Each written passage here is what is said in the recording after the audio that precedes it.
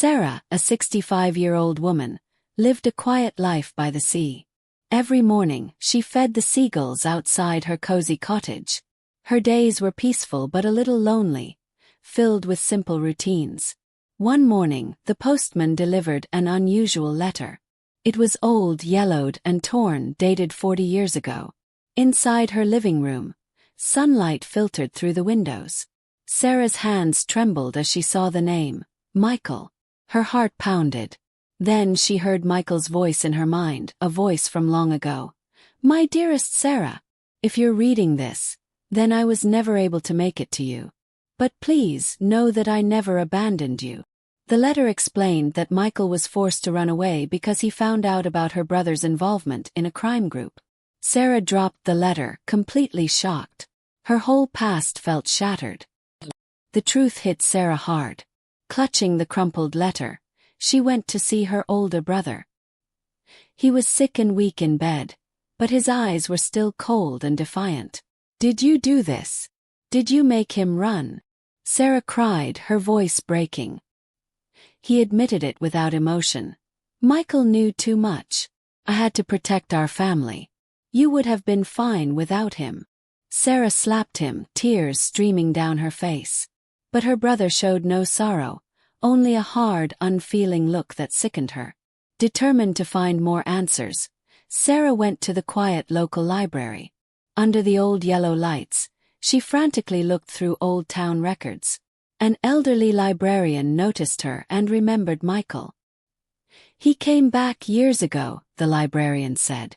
"He changed his name. Lived up on Willow Hill. Quiet man. Always asked about you." Sarah immediately went to Willow Hill.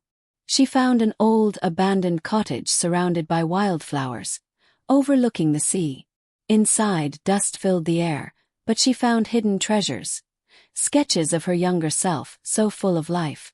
There were newspaper clippings about her career and awards, even photos taken from far away. A framed sketch of her young face had a simple, powerful note. "Always watching. Always loving." The trail led Sarah to a quiet cemetery by the sea. Among the many gravestones, she found a simple wooden cross with just the letters M.W. No name, no dates, just this quiet mark. The cemetery caretaker, a gentle man, told her. He didn't want any fuss. He just wanted to be near her. Suddenly the sky turned dark. Rain poured down and thunder boomed. Sarah fell to her knees at Michael's unmarked grave, completely soaked. Her gray hair clung to her face, and her hands were muddy as she clutched the letter to her chest. "Why didn't you come back? Why didn't you tell me?" she screamed, her voice lost in the storm. Memories flooded her mind. Young Sarah and Michael laughing on the beach, dancing, kissing under the stars. A whole lifetime of happiness, cruelly stolen by a secret she never knew. Her body shook with deep sadness. Later, back in her peaceful cottage, the storm was over. A new, blank letter lay on her desk. Sarah picked up her pen, her hand now steady. She wrote everything she couldn't say for decades, a final message to Michael. She folded the letter, placed it carefully inside a glass bottle, and walked to the ocean. The waves whispered softly. With a deep breath, Sarah threw the bottle into the sea, watching it bob and then disappear into the endless water. If you're watching from somewhere, know that I waited. And I still do. The picture faded out, leaving only the calm sound of waves.